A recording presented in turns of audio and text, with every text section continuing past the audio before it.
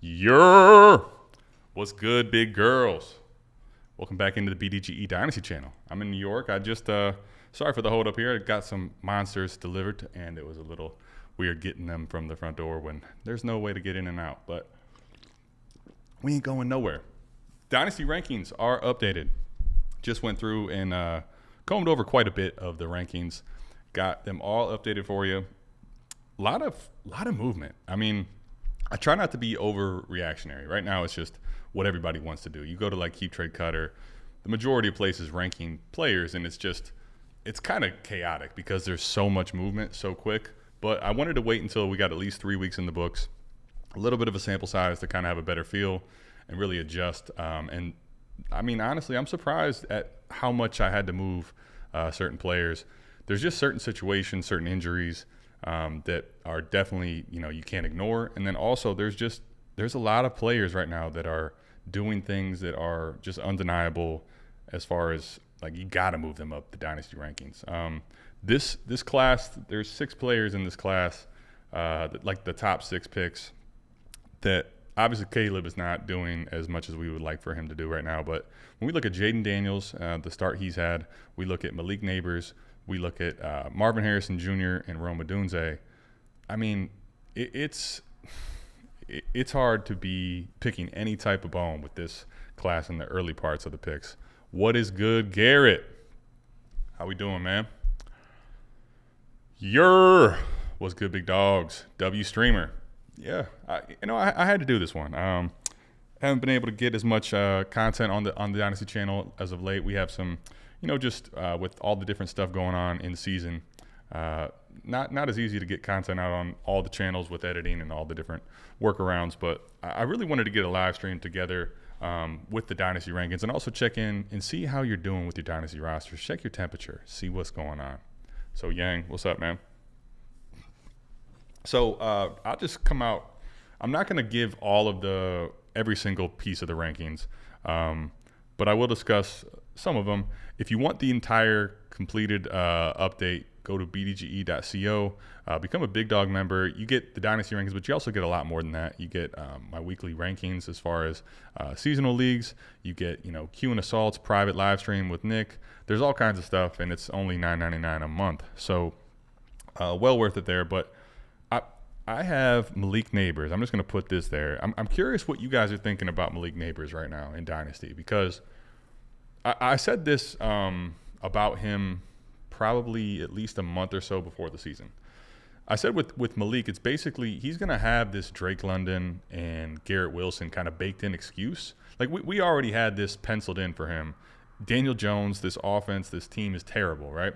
So if he was, just checking some boxes as far as targets and it's really ugly, but he's kind of got like a gross floor, that's kind of what we should expect. And that was what was going to be baked into really giving him value insulation. But what was, I think, a lot of times missed is, I didn't see this coming. I don't think anyone really did. He's leading the NFL in a number of categories at the receiver position. But if he takes off and really does well, he's going to get to otherworldly territory because he's doing this despite of a terrible situation. So it's kind of crazy. I have Malik at this point now. Let's see. He is my wide receiver 1, 2, 3, 4. He's my wide receiver 6 in Dynasty. So curious what you guys think. If that's too high, too low, where are you at? Yes, sir, Mojo. Yes, sir. TJ is the best. What do you mean TJ is the best? Patiently waiting for what you're thinking on Malik. Where are we ranking? I got him at wide receiver 6. There's a part of me that wants to put him up higher, honestly.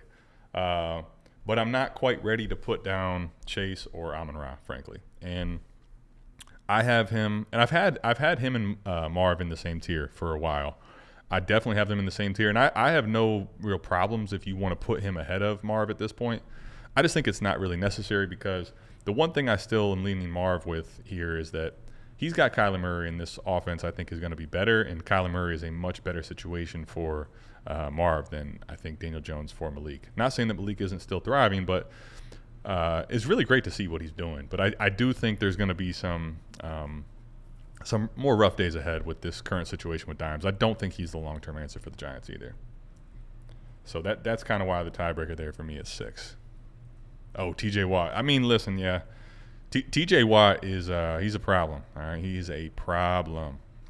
I'm undefeated in the league where I was just trying to reload this year, and I'm doing not great in my contender league because of Puka. Yeah, I mean, well, listen, get in line because everybody's got injuries. I'm 2-1 in the big Your Idiot League Mates league that we're doing here at BDGE. And my first pick overall at the 110, I felt like I was just baited into it. I had to. There wasn't even a decision for me. I take CMC. I mean, I basically punted my first round pick. I'm convinced that there's not really a certain timeline on this for Christian McCaffrey either. So I hear you, though. The injuries do suck. I'm getting way too hyped on QJ. Can someone talk me down? Yeah, absolutely. Actually, you know, I think, I mean, let's just say this. If you have QJ shares, this was someone that I was more wrong on. He was just, for me, a face planner that I didn't really want to bet on. Basically, via process, seeing a lot of other players that were talented and basically really stunk or did absolutely nothing, checked no boxes in their first or second year, was fading. So he's definitely, if you have him or if you have shares or you bought into him, you have to like what you're seeing. But I'll say for Quentin Johnson, the touchdowns are propelling his stats a lot more than I think people might realize. And his target volume relative to, I think, the field is not overly great. Now, again, this is just having more of a conversation with, you know, him in a real dynasty value now, not trying to nitpick the fact that he didn't have any dynasty value before in my eyes. But when I start to put him into the mix of, you know, these wide receivers, 40s, 50s, and I'm looking at what the target volume is, the touchdowns, and then also the fact that I think this is going to be a lower passing volume offense in general, as we've seen. And Herbert's, I don't know what's going to happen with him. I think he's going to end up playing, obviously, but didn't look good. So I think with him, I mean, obviously at this point, all positive news. He's doing well with his opportunities, but I do think I would pump the brakes if you're getting way over your skis. I don't know what that exactly means, Brandon, but I'm kind of ready to tell people to pause. Although, listen, you were right so far. Fair, yeah. I mean, I'm not exactly sure what fair on, but I believe that you're right. Okay, this one was tough, Jack. I'm moving forward as if he's not getting suspended this year, and I don't think that he is. I think this is going to be, you know, kind of put off till next season. We've seen this happen a handful of times with different players. Rashee Rice is just the Travis Kelce thing is kind of puzzling too. He looks not necessarily all that motivated. I'm sure all the jokes and whatever for Taylor Swift, but it just doesn't. The chemistry with him and Mahomes, I know it's only 3 weeks, but it just doesn't look good. Not even really looking his way that much. And the target volume, so right now, leaders in the NFL as far as targets go.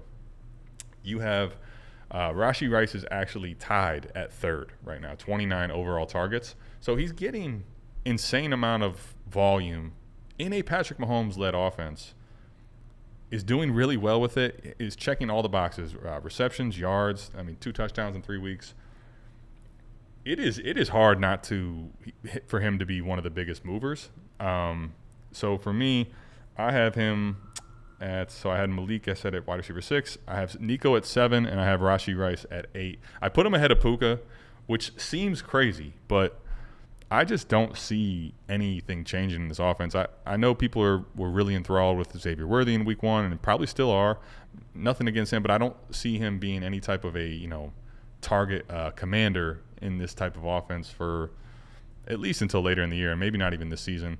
I'm not worried about anyone really getting in his way as far as target volume goes. He is an alpha that is in an offense with Mahomes, and that's just hard to not get crazy about. So I don't really like to move people, leaps and bounds. But, dude, he's up 21 spots from my last Dynasty ranking, which was about a month ago. So it's kind of crazy, man. Kind of crazy. All right, Ethan's got a question.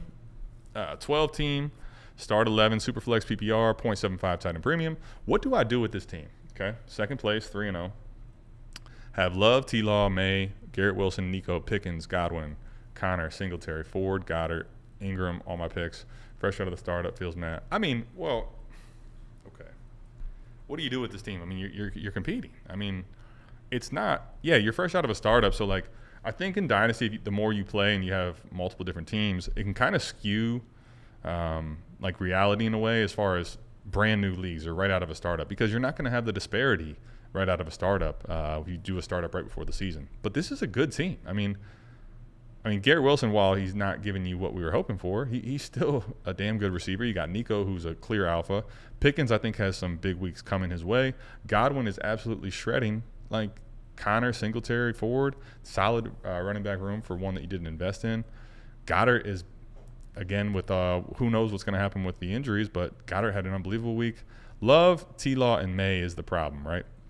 So I don't know what you're doing at your Superflex spot right now. And T-Law is starting to get concerning, right? But I mean, at the same time, if he's your Superflex option, that's fine. May's not playing, so I'm not sure what you're doing out of your, quarterback Superflex option. I'll just say this though, right now, I don't really have a reason to believe it's going to change drastically. But the quarterbacks in general right now, if you're fading them and kind of streaming, you're winning. Malik Willis, you can play Andy Dalton. Like, you're getting way above replacement points from a lot of streaming type options at QB. So I think I'm just patchworking together that until Love comes back. And I think here's the thing. This is the unpopular, unsexy thing to say. Like, I'm chilling. Like, you're not doing much. I'm not going to start moving my picks and try to get crazy. I'm going to continue to see how these weeks fall. And the bye weeks are coming, right? Week 5, we start getting buys.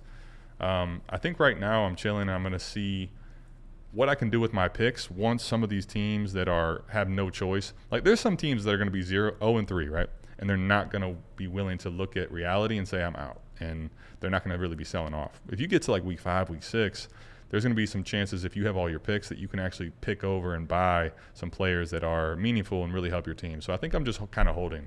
But this team, if you continue to stream at the Superflex spot, like it's built solid, especially not a lot of parity right out of a startup. So I'm just chilling, Ethan, just chilling.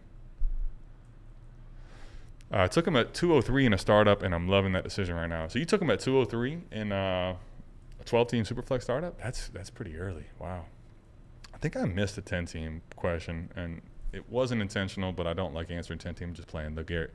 10-team, one quarterback, PPR, start 8, rebuilding team. Andrews' owner is competing. Kittle is my tight end 1. Sell Ferguson for Musgrave in a 26-second. So that whole first part really isn't relevant, I guess. Here's what I'm going to say about the tight end position. Sell the whole damn position. Like, literally sell the whole damn position. There's obviously a gap between Ferguson and Musgrave. Ferguson is in that tier that's relevant, right? Musgrave, with the splits going on with Tucker Kraft, he's getting concerning for me, but he's fine. Honestly, though, the second might be the piece in this deal. I mean, it's 10-team. Like, I don't know. Ferguson, to me, anything of consequence. And in a 10-team league, he's not helping separate the – he's not pushing the needle for you. So, yeah, I'll take the second and Musgrave for sure here, Garrett. Absolutely. All right. Curious your thoughts on Rice dynasty-wise. I think I answered that shortly. Yeah, you were actually right after with him. Should I sell CMC for whatever I can at this point? I had Jordan Mason and Jonathan Brooks coming after he is back from injury. I got offered Debo for CMC straight up. Debo's an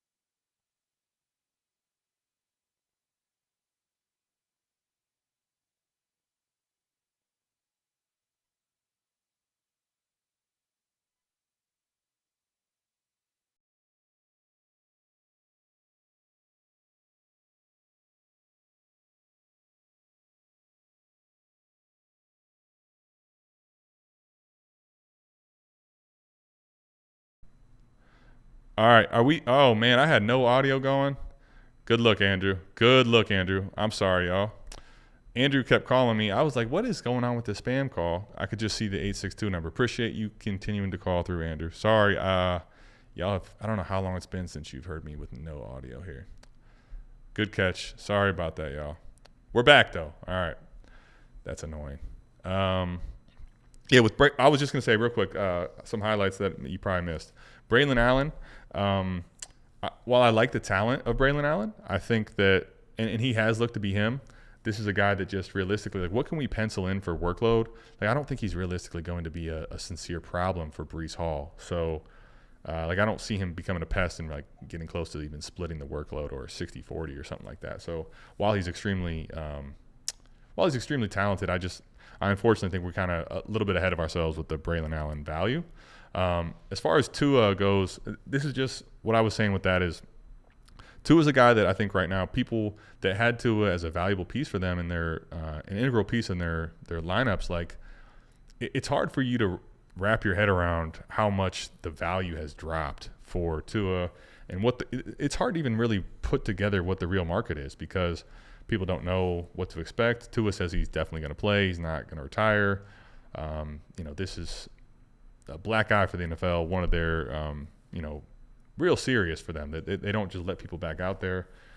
I mean, and even if he gets back out there, he's always going to be, another one hit away. So his value is extremely up and down. And I think right now most people are not going to be trying to part ways and sell light, at least what feels like to them. I think the way to get Tua, though, if you were going to try to get Tua, is you have to solve the superflex spot problem for them. Like someone like Sam Darnold or something like that. But Sam Darnold is in this current quarterback market, some people feel like really found money. So I think that's the way that you'd have to get to Tua is fill the superflex spot, and then maybe even add a plus or two. But I think I don't know. I'm not going to say impossible, but I will say that it's probably unlikely at the moment until we get more clarity on the situation. All right. Sorry about the mic mute, y'all, but we are back. All right, let's see. Would you trade JSN and a 25 first for Rashi? Okay, so this is where a league format comes into play pretty significantly for me. Like JSN already is having a really nice start to his season. I know people were concerned with, is Tyler Lockett still going to be a problem for him and the target volume?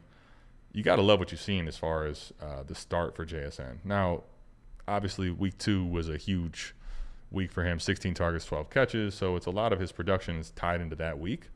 But when I'm looking, I mean, this is going to come down to how many starters we have and, where does this first probably pencil in, right? If we're in a lineup start 9, I can probably forego this JSN thing because of how great Rashi really looks. If you're trying to go win one and you think this is your pick or a late pick, I think it has its risks, and it depends on the format. So how many starters we got, Mojo, and what do we know about this first? But I think in a shallow start 9 lineup league, start 10 lineup league, Rashi's really tempting right now. I definitely could be aboard that train.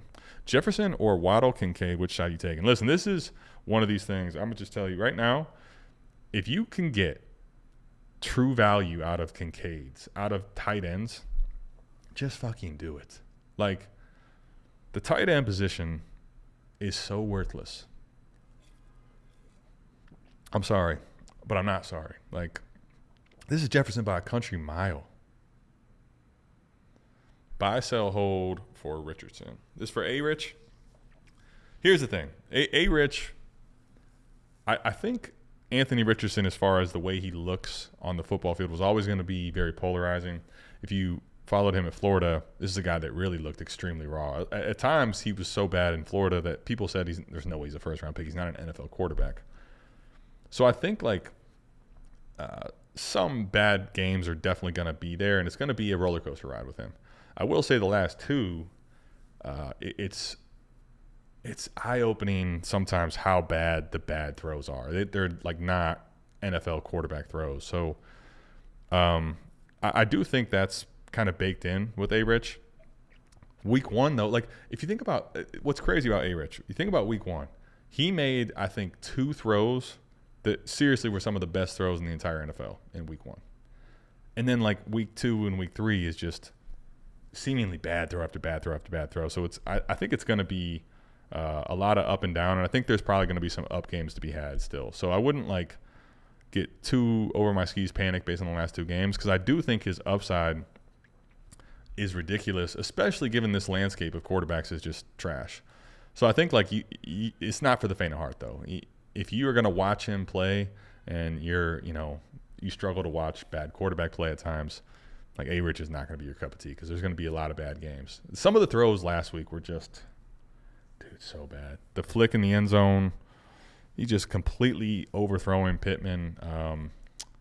But I'll say I'm a little bit worried, to be completely honest. But at the same time, like this is kind of what I expected, just not to this quite of a degree. I think that if A-Rich can be bought, like this is going to be what his NFL experience is. This is a guy that doesn't have a lot of reps. He's definitely raw as a passer. He's coming off of a shoulder injury. He's going to have some really bad games. So I think I think I would be buying overall. The sell thing with Richardson, right? The level of investment the Colts have in him is pretty significant. So I don't think personally they're going to be turning away from him anytime soon. But that would be what the sell side is, basically like he's not an NFL quarterback and you need to get off of him before it goes to 0. But I don't personally think this is a Bryce Young situation, because Bryce Young did not really in any of these games show upside, super athletic traits. Like when you take A-Rich, you know this is a freak athlete that you're trying to work and mold as a quarterback. Like Steichen had I think Hurts was far more refined than A-Rich, so don't let me dismiss that point. But in general, I think that Steichen kind of knew what he was getting into here, and they know that this is going to be a project thing. So I'm definitely concerned by some of the passes, but I'm not overly worried. Okay. Yeah, sorry, guys. I'm going to just pass a lot of those comments. Sorry about that. I'm glad Andrew kept calling. I'm like, what is this number that won't leave me alone? And the Mac won't show that it's Andrew. It just showed the number. But Andrew, appreciate your persistence, my guy. Okay, 12 teams start 10. Mahomes, Dak just traded DK for Herbert. Oh, no. Did you? You traded DK away for Herbert? DK is someone that I've always been kind of an advocate for DK, and I think we're starting to see I don't understand how people got bored of DK, but A-Chain, Braylon, Spears, Marvin Harrison, Dell, Cooper, Kelsey, Likely. Should I trade a quarterback, and for what? I mean, yeah, here's the thing now, though, right? Right now, people don't want to send, legit skill players or the farm for quarterbacks anymore. And Herbert in particular feels like a kind of a dead weight. So I get it. I don't know. I mean, I don't think you're going to get serious hauls for Dak at all. Dak feels like he's already kind of has a suppressed market. You could see if you can get a Godfather type offer or a pretty good one from Mahomes. That's always typically out there, Austin. But yeah, I would definitely try to, like if I could redo this trade, I would definitely redo it. Like Marv at year 1, DK at year 2, now Tank at year 3. Honestly, I'd probably put Amari Cooper at year 3 and then Tank as your flex. I like that a lot better. But you do have the quarterback depth now, and you got to be, I think, pretty aggressive in trying to find a way and a timing. Someone that needs quarterbacks, like you got to kind of be aggressive in trying to make an offer happen and try to move one of these quarterbacks. But Mahomes is always going to be the one that trades the easiest. It's just a matter of, do you actually want to trade Mahomes? Sorry, guys. I see all the – damn, dude's spitting for real. Shit, that sucks. Well, we got over it. Let's see. He's going to have to make a whole ass video. Yeah. How long? Give me in the comments. How long was I talking on mute? Like, was it out? It was probably like egregiously long, huh? Nah, you ain't all just deaf. This is actually pretty hilarious. Let me get caught up on all the comments though.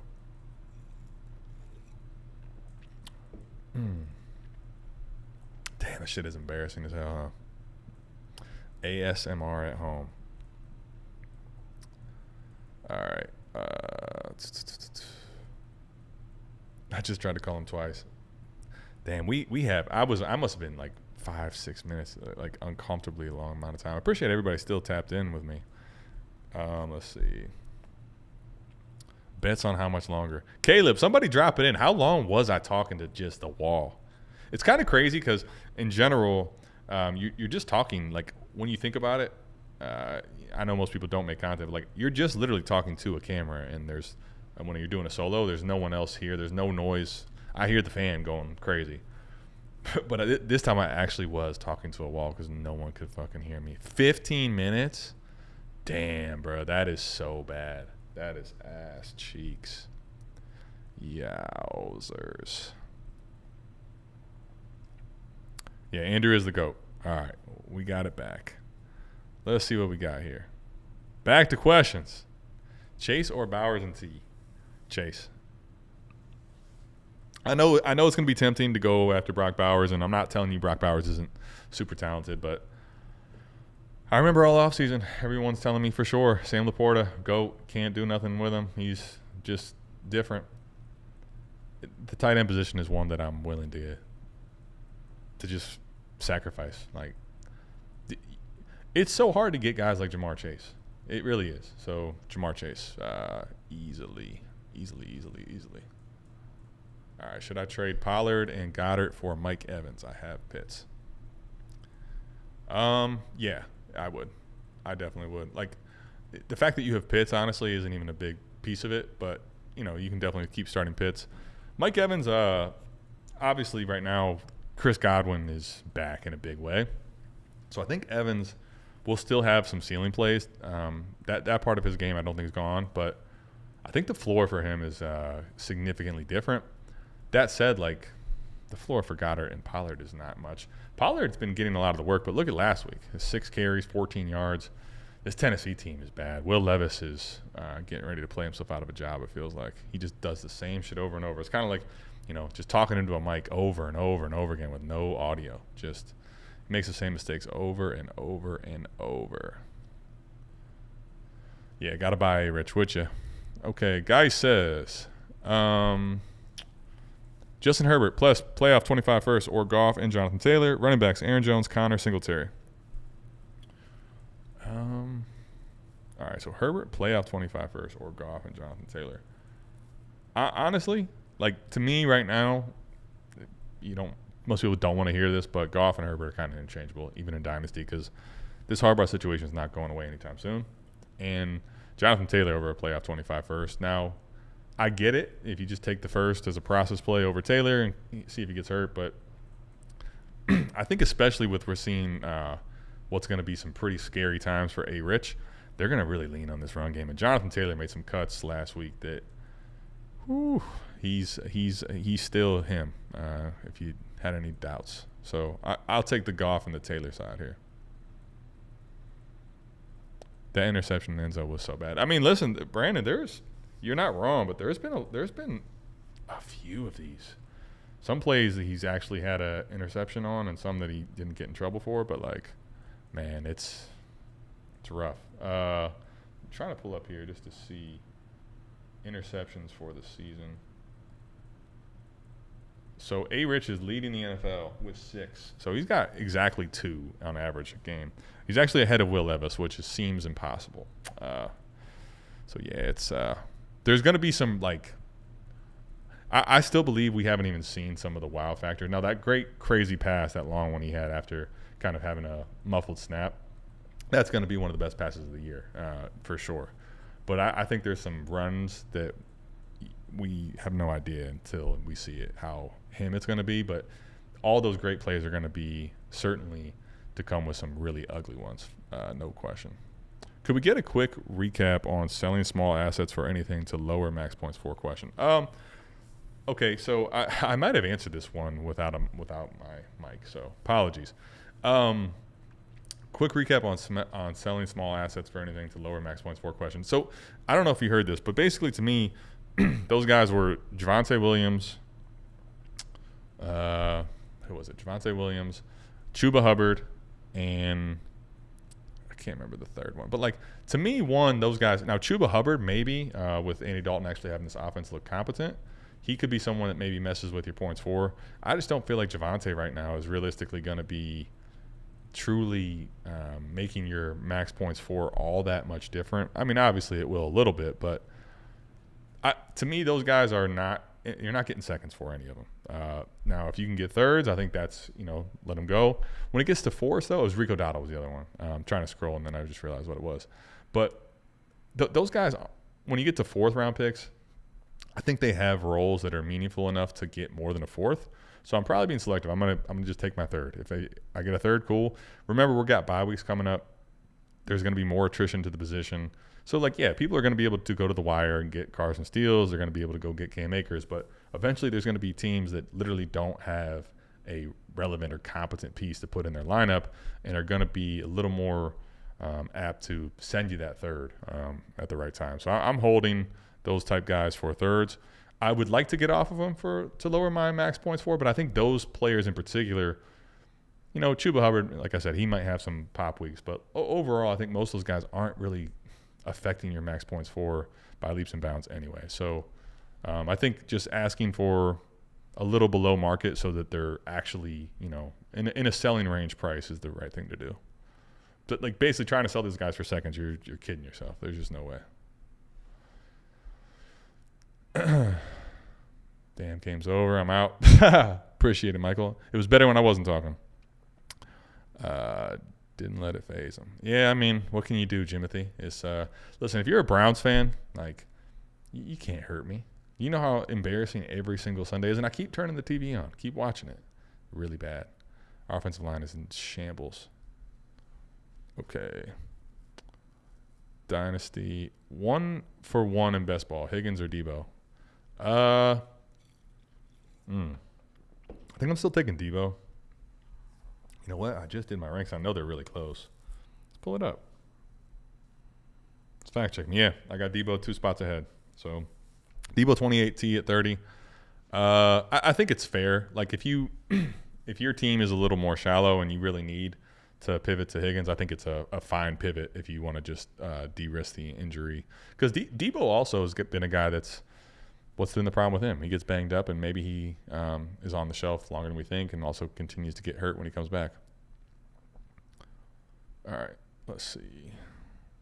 How back is the GOAT, Terry? And what parts of Washington's offense have long-term viability? Other than B-Rob, all these pieces seem so fragile. I mean, listen, it was nice to see for Terry. No doubt. I didn't even think there was a ceiling to be had at all. So you got to like that, but the thing is, this offense has been doing incredibly well with Jaden at the helm, and, like, in general, just think outside of last week, they were still doing well, and he didn't do anything there. I think he had a total of 6 targets, if I remember right. So yeah, 6 targets, 4 catches, 100 yards. So he caught some really big plays, and obviously the touchdown there in the corner was nasty. Jaden Daniels is really – it could end up being a very short, small sample size, and he may not actually be this great. But he's looked very, very good. But I'm worried with Terry McLaurin's volume in general that – I mean, to I hate to do this, but what realistically, if you look at his game log right now and just kind of think about the games that he's been playing – Week 1, wide receiver 78. Week 2, wide receiver 53. Week 3, wide receiver 10. You're looking at kind of middling to low targets, and then boom or bust. I mean, I hate to tell you this, but that's what Gabe Davis was. I really hope that's not what Terry is, because I've been, as an Ohio State guy, I've been a Terry fan, but I'm still not sold. Call me crazy, but I'm still not sold. I'd like to see more of it. Mind you, this is a game where they put up, high 30 points, whatever. So I'm still pretty worried about Terry, but it was at least good to see that there is some signs of life from him. Okay. Jefferson or Waddle Kincaid? Oh, we already did that one. 12-man auction league. Half PPR. Got offered Stroud, Dulcich, Keaton Mitchell, and McMillan his 25 first. For his 25 first? Wait. I mean, hold on. Stroud, Dulcich, Keaton Mitchell, and McMillan. Oh, I didn't see the end there. For Kincaid, Rice, and Caleb. All right, so Stroud over Caleb, but I'm not going crazy about that. Rice over the first and everything else there. Kincaid. I mean, this is that Kincaid, Rice, and Caleb side by a lot here. So if you're gonna get Rice, Kincaid, and Caleb, that's just smash. Just be done with it. Move on. It's a huge win in my opinion. I mean, I definitely would take Stroud over Caleb. Caleb, that whole Bears offense is kind of makes you just feel anxious if you're watching the games. But I think you're starting to see some life. The second half, Rome came alive. I think there's better days ahead. And right now, Stroud is as good as he is. He's not giving you like elite points at the quarterback position. And Rice and Kincaid are leaps and bounds ahead of everything else on that offer. So who are your top 3 running backs coming out of the 2025 NFL draft? So the 25 class, right? The 25 class is loaded at the running back position. That's one of the gems there. But I think, like, unfortunately, like, I just think about this right now, right? We had not as great class here with, Jonathan Brooks, who's talented, but he's coming off the injury. And then you have Trey Benson, who your running back 2 was, let it be decided. Marshawn Lloyd gets hurt. Trey Benson's not really carving out any work for himself. I think in general, kind of overhyping the position, the running back position in future classes, for me has always been a problem. Like I think about some of the best guys. Travion Henderson, he was supposed to be like him part of the 2024 class. He doesn't even come out. So I think there's a lot of running backs that I like. If you tell me right now I got to rank them, I mean, I love Quinshon Judkins. I love Travion, but I don't know if he's going to end up being that great. Ollie Gordon is dope as hell. I mean, so you tell me you want me to give you 3. It's basically, I'm going to go Judkins, Gentry, and Ollie Gordon. Travion Henderson is going to be just outside. He'll be my 4. And by the way, those 3 are really talented, but we'll see what the NFL says. The 23 class will forever haunt me at the running back position. It was supposed to be just the greatest thing since sliced bread, and obviously you had Bijan and Gibbs, but the rest of the class really left a lot to be desired in 23. I'm in desperate need of RBs, and I'm wondering if any are worth a first-round pick. I mean, the class in 25, the quarterbacks are very shaky, so depending on how many go in the first round in like a 12-team Superflex league will depend on – there's a lot of really good wide receivers in this class, but then there might be some running backs that get pushed into the first round. So it's possible. It is possible. We'll also see what the market kind of says about the running back position. Also, Herbert looks good, but isn't translating fantasy-wise. What are we doing with him? My very first video, go back and check the receipts, all right, because you've been listening to me not talk a whole lot. Go back and listen to the very first video I did on the Dynasty channel. I told you Herbert's overvalued to sell him. Worried about the weapons being gone. Worried about this offensive change of philosophy. We're here. I mean, here's the thing. I don't think Herbert, on a weekly basis in this current scheme, offers upside at the quarterback position. And right now, like in this landmine at QB, if I don't have upside, why do I care? And I know that sucks, but like in Dynasty, I don't think in the next 2 years at least, I'm not going to say he's not talented enough to have upside, but are you going to be able to pencil in what week that the game script goes against the Chargers, they're down, and he has to throw, and that's the great week he has? To me, he's a dynasty value that I would really like to move. So problem is it's not easy to move Justin Herbert personally. I think that I've been finding. Probably 20 minutes. Dude, that's so bad. I'm sorry, y'all. That is crazy. That's crazy as hell. Yikes. I can't believe y'all stayed with me that long. That's insane. Big time W. That's some Brown shit, man. 15 to 20 minutes on mute. London and the 24-101 or 102 for Jefferson. I mean, well, London and the 24-101. So you're talking right now, London and Marv or London and Neighbors for Jefferson. I'll tell you what, man. The way that these young boys are playing, and the way that London's actually started to look better, I think I'll take the package here. I think I might take that package, man. Yeah, all right. I've seen enough. I mean, you guys are obviously going to keep commenting. These are already old, but RIP. RIP. Do you prefer May to the 25 quarterback class? Yes, I do. I also think we kind of, it's not fun to see quarterbacks sitting, but if you look typically, you'll see that quarterbacks that sit actually, that's been something that ends up boding well for them, giving them a chance to sit. Okay, 3-0 on my 12-team start 10 Superflex, half point tight end premium. Quarterbacks: Mahomes, Baker, Rodgers, Darnold, Gibbs, Kyron, and Corum on the bench. And Brooks, Rashi, is that DJ Moore, T. Higgins, Amari Cooper, Brian Thomas Jr., D-Hop, Ferguson, and Hockenson. Okay.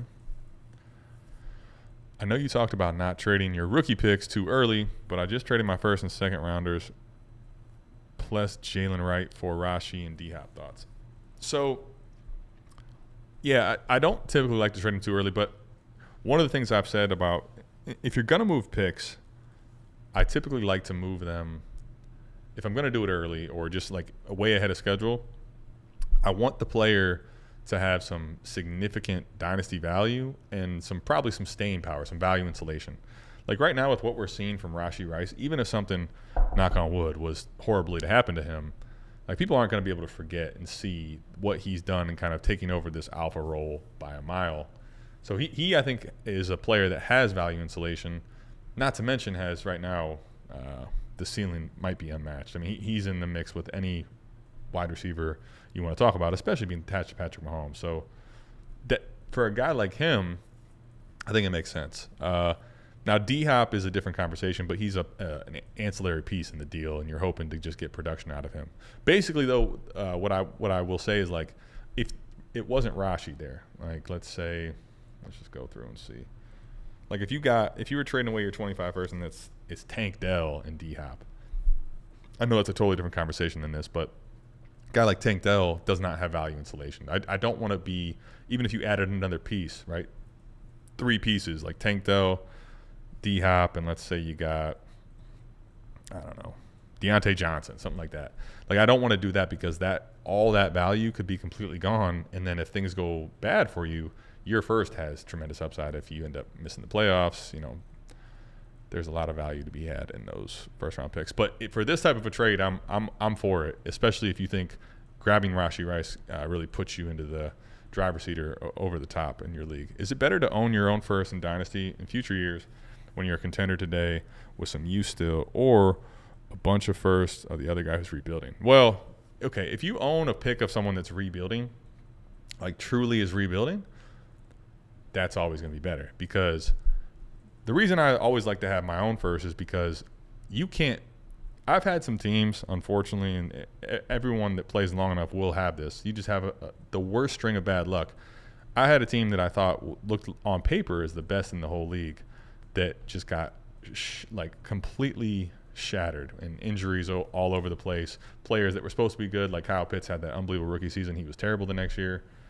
That team missed the playoffs, so that became the 104. Like, there's no way to predict that. So basically, I'd like to have, if everything goes wrong, my own future, because you can control your team and your pick if you wanted to at that point. But if they're truly rebuilding, like those picks are just as valuable as what your own flexibility would be, essentially. The thing to keep in mind, though, is, like, are they actually rebuilding, or are they a team that just doesn't understand and they're trying to compete anyway? Because I'll just say this point, don't undervalue, or don't think, when you look at a team and you say it's really bad and they got rid of their first, they have no incentive sometimes to rebuild. They may not be actually rebuilding. And don't throw out that they can make some really terrible trades in dynasty value, but pick up pieces like Chuba Hubbard and just players that don't have much dynasty value but can give you production, Jordan Mason types, right? That patchwork them together, and you don't actually get to have that upside, and they kind of are, the 108. Now, they're killing their dynasty value overall, but you don't end up getting to reap that really great pick. So at the end of the day, it kind of depends on how the manager is playing with their team. But if it's truly a team that's rebuilding and you have their future first, that's so awesome because you're obviously looking at an early pick, but then also kind of holding that pick and having their future over their head. Sometimes you can actually break them off in a trade. So that's what's really nice about that. What's the value of Fields in a Superflex? He's going to be on my money moves this week. It's kind of I'll say this, Yang. I think there's a lot to unpack in the Fields situation, but I think right now people feel uncertainty still where, what's going to happen when Russ comes back. But this team's 3-0. From what they were in week 1, clearly they hadn't prepped for him to be the starter. Week 2 and week 3, he's looking a lot more comfortable. I think they're already starting to buy into him as the QB, and he's not doing anything to screw this up and relent this job. So I'm aboard the Fields train, especially at the current prices that I'm seeing on Keep Trade Cut and Dynasty trades that I've seen in the market. All right, 14 teams, start 9. Kyler, May, Goff, McCarthy, Puka, London, BTJ, T, Bowers, Kincaid. Can RBs, 525 first. Have to condense value because of short bench. What do you do in a situation like this? Buy studs? If it's a short bench, that's fine.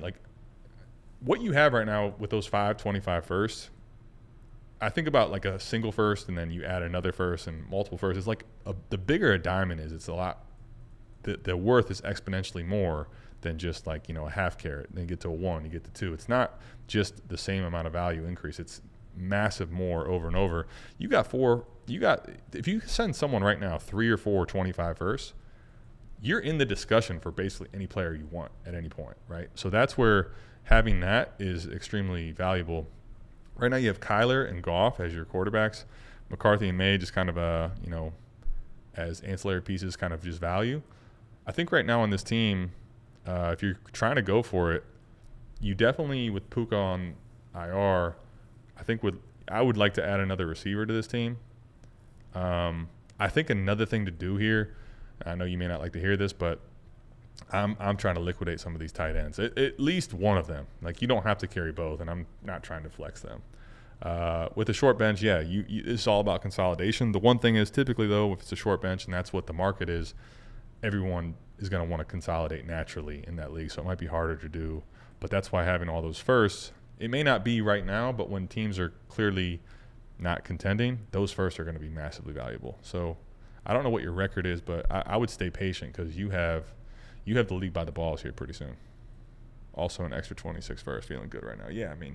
You're you're going to be the person that has all the chips at the end of the day here. That's me right now for week 5. What's the right time to buy up and trade compared to hold still with your team?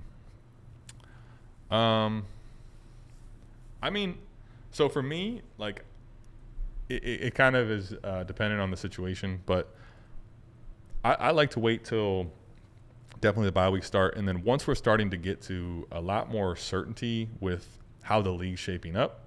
Right now, you could, unless you have a crystal ball, there's no way you can predict all the chaos that's happened so far this year, and there's going to be more that ensues. So I'd like to probably get to a situation where it's week 5, 6, 7-ish, and you're 4 or 5 wins. You're the first, second, or third seed. Clearly now starting to become a playoff team, right? So at this point now, I can start to plan for the playoffs, and in a shorter window, although I'm still going to end up maybe having to burn a little dynasty value for the right here and right now, I know that I'm actually going to be in the big dance. I'm going to be a part of the dynasty playoffs.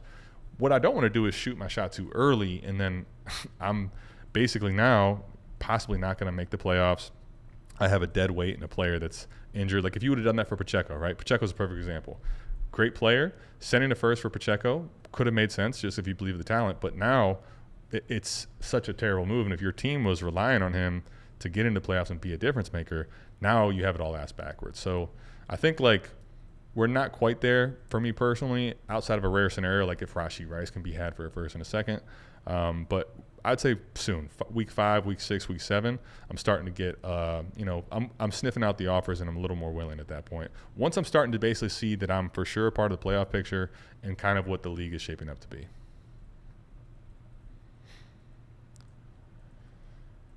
Half PPR 12 team. Half PPR 12 team. Should I trade Tyreek Hill for Christian Kirk and picks, or wait on Tyreek? I have Chase, Zay, and Rice also. I don't know how many starters you have to start here. So like if you're starting 9, you're looking at 4 receivers you can start at the most. Should I trade Tyreek Hill for Christian Kirk and picks? I mean, the picks are, what are the picks though? Like Tyreek Hill, let's even say, I think even next week it could be better days ahead for Tyreek Hill. Now, obviously it's not going to be the same as when Tua is under center, but that 1 week I'm hoping, and I'm still holding out hope that could be a little more of an aberration. But I think even at some point later on down the year, Tyreek Hill is just too valuable to give up for Christian Kirk, and just it really depends on what these picks are. I would be willing to do it, but you better be talking at minimum a first, and maybe probably even more. And it probably depends on the situation as far as like how shallow the lineup is. Do Jordan Mason and Zach Moss have long-term dynasty value? Having them is allowing me to somewhat contend now, but should I sell to maximize contention in coming years? I mean, this is kind of just the balancing act of the new current running back position, right? So what I mean by that is I don't need to have my running backs. I don't need to have this luxury of I know that they have long-term staying power and shelf life. You don't need to. There's so many running backs that are going to come in and out of the league every year that are relevant that don't have long-term staying power. So I wouldn't necessarily at that position feel like I have to do that. That said, though, that position in general is, I treat it like a 1 or 2 year shelf life. So if someone's willing to give me real dynasty value or real dynasty players in a trade, absolutely. Like Jordan Mason is literally the most extreme version of a guy that has a ton of dynasty value all of a sudden now, but didn't have any. Zach Moss, I don't think has any long-term dynasty value, no. But both these guys do have some short-term value. So if you want to just ride that out for the year and try to, anchor your running back team to all your other dynasty value, let's say you have good receivers, good quarterbacks, that's fine. But I would like to, in general, sell them off for legit dynasty assets if I can. But if I'm not able to do that, I'm happy to ride them out. You should have seen my friend who's a Jags fan. He never opened our group chat until like 30 minutes. He was so pissed. 14 team, start 9. Thoughts on rostering Rome and DJ Moore on a contender? Other wide receivers are Rice, Deontay, Shaheed. What could I maybe move Rome or DJ in for? So, Dirty Bird, I'm not actually too fearful of having. So right now in the Idiot League Mates League, right? I have Mike Evans and Chris Godwin. I don't actually, if they're 2 of the feature pieces of the offense, I'm not really worried about it. Basically, the way I look at it is, while it will cap a little bit of your ceiling, it actually raises your floor. So overall, that's not like the sexiest thing to say, but having a good floor, it's unlikely that both DJ Moore and Rome Odunze are going to have piss poor weeks, right? Now, here's the thing. They could actually both go off at the same time. But it's also much more likely that you get like a Rashee Rice and a Nico Collins, 2 different offenses where they both are the feature weapon. So their ceiling probably on a weekly basis is a little higher. But at the same time, 2 players from any different team also could both have down weeks. So I think the floor is raised with having, DJ Moore and Rome. Maybe the ceiling's a little bit capped. But ultimately, I think in a standard, seasonal league, I'm not overly worried about it. Now, if you have too many of those situations, that's a different conversation. But just having Rome and DJ Moore, I'm not worried about it at all. 12 team start 11 tier PPR. What do I do with this team? I 1 and 2 with Mahomes, Jaden Daniels, Daniel Jones, London, Ayuk, Evans, Rashad. Yeah, that's dead value. Najee, Ingram, Pickens, Ford. Do I try and sell players for a running back? I think right here, this team, especially with like Ayuk, his situation's starting to get really scary. Evans is also a little bit scary. Najee is fine at running back. Rashad is not. I mean, I think your team right now is teetering as far as if it's going to be able to actually have the overall value to kind of contend. It could happen if things break right for you. But what I don't want to do in that situation where things are, this is what I was talking about actually in the question earlier. How do I know when to do, like this type of a team, I already can feel that there's a chance that this wheel is broken, right? So what I don't want to do in that situation is go make a move that's, when I say short-sighted, that position, the running back position, is kind of like a quick fix, right? Because it's not something that probably has a lot of dynasty value. It's more of a, like, try to get points on my lineup right now. I don't want to necessarily double down on a team that could already be broken and now trade, dynasty value for a running back that also could end up busting, get hurt, or just not be that overall meaningful to help this team get over the hump. So I think Nick right now, although it's not the most fun, I'm not probably doing that personally. I guess it would depend on what running back and how cheap the deal is. Obviously, any type of deal that's a steal, a smash, that's a different conversation. But at market prices, I don't love it, because you're going to have to give. What are you going to give up? You're going to have to give up a really good piece of your team, Mahomes or Jaden Daniels, a London type, or draft picks. Which right now I don't love giving up draft picks in this team with 1 and 2. Bro, I got gypped with my questions. All right, Rex, here. Drop it in. I see you got pink, so shouldn't be. Oh, wait, here we go. No, wait, how'd you get gypped? I gave you that. I answered that question. Jefferson. Oh, you know what? Maybe it was maybe it was muted. This one here, Jefferson, pretty easy. The tight end position, to me, I sell the whole damn tight end position. And if I can sell a guy like Kincaid in a package deal to get to a player like Jefferson, who should be like very hard, if not unattainable in Dynasty, that's just too easy. The tight ends right now, if I can sell for extreme Dynasty value like this in a package, it's too easy. So sorry about that, Rex, if I gypped you. I thought I answered it, and I probably did, but you obviously did not hear it. Thoughts on Kincaid in a full point tight end premium league? Sell his ass. Sell him. I'm not, the positional advantage is just not something that I'm willing to bet on for a lot of these guys, and realistically it's just not there. If you look at WARP, I've been looking at WARP in a lot of different leagues, wins over replacement player. If you go trying to chase this tight end hammer, right, and it's something that definitely can pan out, and it's worked in the past, but realistically I think the dynasty value that Kincaid has relative to production just is nowhere near. Those two things are so far from each other. I don't think it's worth holding all that dynasty value to try to see it into production that now is beating and cleaning the field at such a rate, when I can probably pivot out of a Dalton Kincaid, like you saw there. Waddle and Kincaid get you to Jefferson. I'm pretty sure that's not very realistic in most leagues, but can I pivot out of Kincaid into the receiver position? It doesn't have to be someone super sexy, but like a DK Metcalf type. It doesn't even have to be someone who's playing as well as DK right now, but that type of thing I think is something, even in a full point tight end premium league, I'm willing to do. There's so many other tight ends that you can stream that don't give you all that worse of production as far as what Kincaid will give you. So I also have Juwan Jennings and Addison. Trying to package someone to get Josh Jacobs, kind of win now mode with my roster. Jeff, so I mean, trying to trade Juwan Jennings in the dynasty trade, and if you get real value out of him, that makes sense.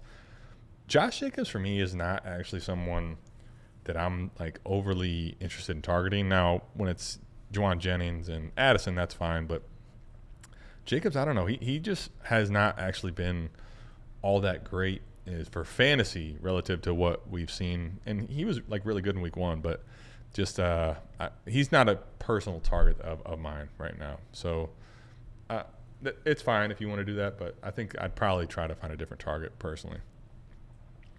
All right, let's see if I can get rapid fire through a few of these here for y'all. Let me know what you guys thought of the rankings too. I know you guys didn't have me talking much for a little while there. Sorry about that, RIP. But let me know what you think of the rankings. If you were able to take a look at them, make sure you go check that out. BDGE.co. Become a Big Dog member. You can see all the dynasty ranks, all the weekly ranks, live Q and assaults, all that stuff. Okay. Let's see what we got here. Should I pick up Pop Douglas for Ertz? I have Ingram and Njoku and Kraft. Yeah. I mean, yes, I would. I think you're not going to drop, obviously, Ingram and Joku and Kraft. This is another thing where, like, roster construction. So on the Warp Tool, you can go see, like, it's called multi-year roster construction. But, like, one of the hard parts is if you have too many tight ends that have dynasty value, you're not going to want to shed them. And then obviously you have guys here that are hurt. So they're kind of just clogging your roster when you're not going to actually ever play 3 or 4 of them. So the thing is, though, right now, like I just did my ranks for the week. Like Ertz is the guy I think this week that I would feel the best in. And what I really like to do if I can have less than, if I have like, let's say 1 or 2 tight ends, is just, keep streaming and play Ertz this week. But Ertz realistically for Kraft, so I'd lean slightly Ertz, but it's fine. If you have to drop him for Pop Douglas, I would be about that. I also don't know how many starters you have. Pop Douglas is a guy that I like, but he may be a hard guy to pinpoint when you want to start him. Of course, Derek, no problem. Appreciate y'all sticking with me. Appreciate all the answers, thoughts on Puka and Reed, and what should I add on Reed to get Puka? So one thing, everybody that asks questions like this, if you could, especially when it's not like a runaway answer, if you give me context of the league, so like how many starters, is it a 12-team, 10-team, 14-team, how many starters? Just quick context like that, because to me that stuff matters quite a bit. Like if this is a shallow lineup league, I might be a little more willing to add something to Reed if you really wanted to go get Puka. But if it's, if we're starting like 12 players, I'm probably not interested in that type of a trade based on what the normal market is. So if you could tackle, take, and slowly Pickford, let me know what the context is. 10-team Superflex Dynasty got DJ Moore for Devontae Adams straight up. LOL. I mean, in 10-team, it's all about trying to go get the hammers, but the age difference there is serious. And I'm assuming you did that after Devontae Adams had that really crazy week 2 game. So it's a savvy play, I think. In 10-team, though, DJ Moore probably is in that tier where he's not separating your team by leaps and bounds from the pack. But I would rather have DJ Moore than Devontae Adams, so well done. Okay. They traded Justin Herbert, Matt Stafford, and a 25 mid-third for Caleb Williams and Bryce Young. Not sure what you think Bryce will be in the future, but thoughts. I mean, here's the thing. Bryce Young, as a number 1 overall pick, he'll probably get an opportunity at some point. Now, at what point that is and how long it takes, I have no idea. Also, like, he did not show really anything throughout most of his starts that bodes a lot of confidence. And I just don't think his skill set has a lot of fantasy upside baked in. He's not someone that's going to probably end up taking off and running for a ton of yards. And I'm not overly bullish on just having to wait for, someone that's going to do it all with their arm. So, like, I'm not all that optimistic on Bryce Young in the future. I do think he'll get an opportunity, and it wouldn't shock me if he ended up having a resurgence at some point. But I could care less about that realistically. Herbert, Stafford, I think that one's tough.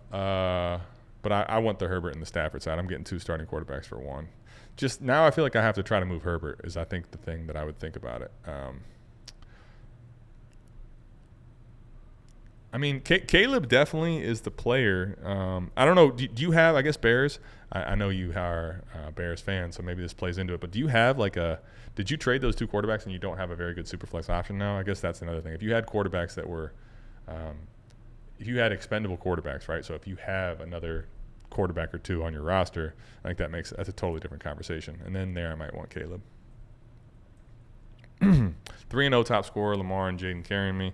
Connor, Brooks, Chuba, and Cans at running back. That's fine. It can be done. It can be done if you build the right way. It can be done.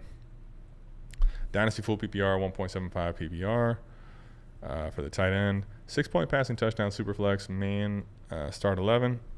Excuse me. Lineup, healthy, Kyler, Caleb, Jacobs, Dobbins, Mason, Odunze, T-Lad, McBride, Hawkinson, Ingram. I'm 1-5. Should I sell? Damn. You're 1-5. I mean, 0-3 is kind of a death sentence. 1-5 is pretty similar, but not quite. I mean, I'm looking at your team. It doesn't inspire a ton of confidence as far as like realistically just you had a bunch of unlucky weeks.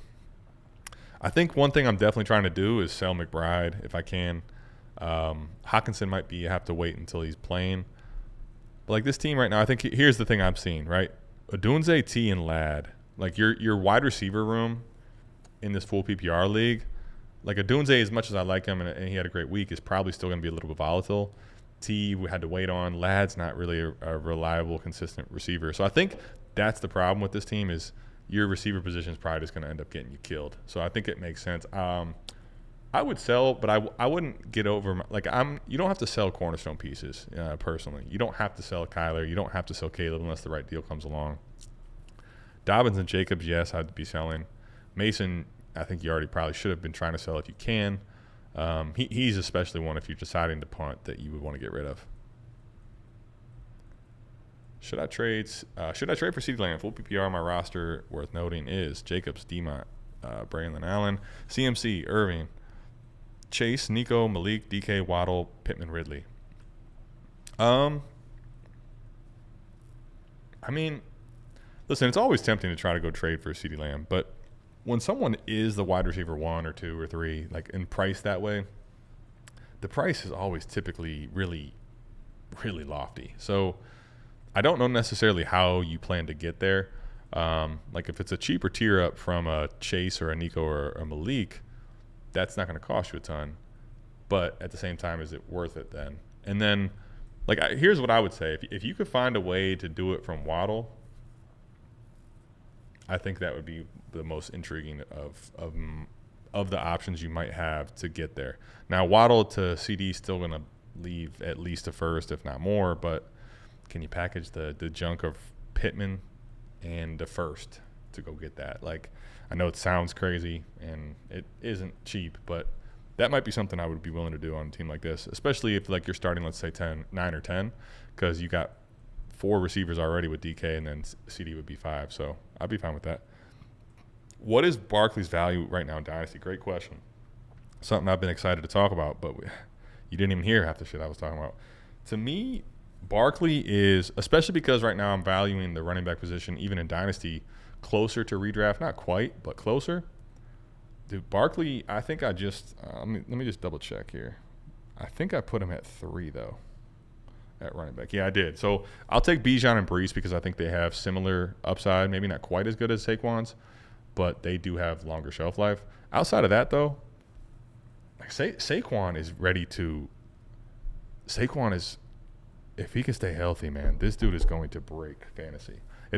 Nick and I had a bet that Saquon, he basically didn't think Saquon had the long speed anymore. And Nick and I had a bet that was realistically, if you were to odds it in Vegas, it was well in Nick's favor that he wouldn't have a touchdown run of 60 yards or more. He already did that in week 3.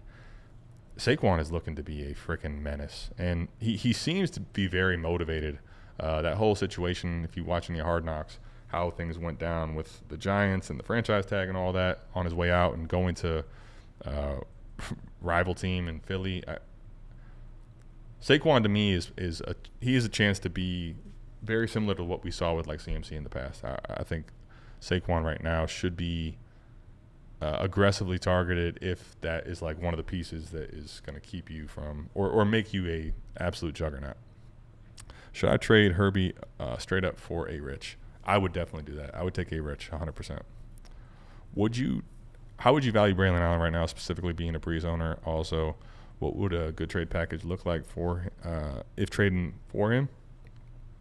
If you're going to trade for him. So if you're going to trade, I probably am not in the business of trading for Braylon Allen right now because his price has gotten pretty inflated. The way I look at it, if you let's say you have Braylon Allen and Breece Hall. So right now, Braylon Allen, as far as weekly play in your lineup, you probably don't feel the greatest about starting him every week. But obviously, if something was to happen to Breece Hall, Braylon Allen would become a massive play. Maybe, I don't know if it would quite be the Jordan Mason thing, but the same kind of idea, right? Here's the thing, though. If I can, in the way I'm viewing it, as a handcuff plus there. The standalone value is a little iffy. I don't know if I want to start him, but the handcuff value is extreme. I would be willing to trade that away, though, for someone with standalone value. So I think that's the conversation. if I have, Brees and I do have Braylon Allen, but someone's willing to trade for Braylon Allen for a player that has standalone value, even if it's at a different position, that's something I would be willing to do and just take the profit there. All right, half PPR, 12 team, Superflex, start 10, full PPR, tight end premium in the contender. Won the league last year. Lineup: Allen, Burrow. Allen Burrow's crazy. Kyron, B-Rob, Sun God, Lamb, Puka. Sheesh, this team is stupid. T, Ferguson, Myers. Would you trade a second? Downs, Myers for DK? 100%. I mean, you're starting 10 players. So, this is why I like the league context, right? Downs, Myers, in a second. Now, a second might be able to, in the right situation, buy you a spot start type of player, like a James Conner down the road, or someone like that where you just can – the dynasty value is maybe a little shaky, but you're going to be starting him week in and week out.